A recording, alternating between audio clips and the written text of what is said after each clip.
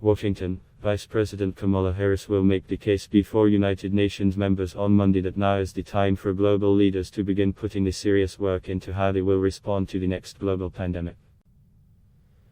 The virtual address, Harris' second to a union body since her inauguration, will come as the United States makes progress on vaccinating the public and much of the world struggles to acquire vaccines.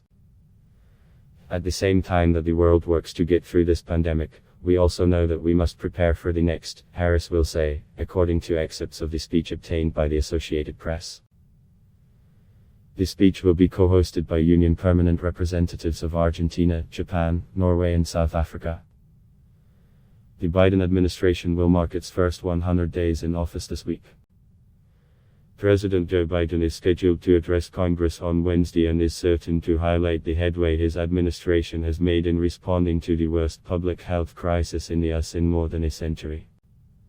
Harris, according to the excerpts, will broadly outline how the administration thinks the U.S. and other nations should consider focusing their attention. The steps include improving accessibility to health systems, investing in science, health workers and the well-being of women, and surging capacity for personal protective equipment and vaccine and test manufacturing.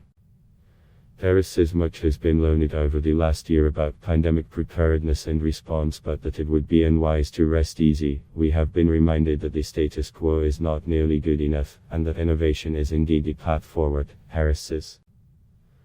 Biden's ambassador to the Union, Linda Thomas-Greenfield, is also scheduled to deliver remarks at Monday's virtual event and intends to call on nations to build the pandemic preparedness architecture for the future.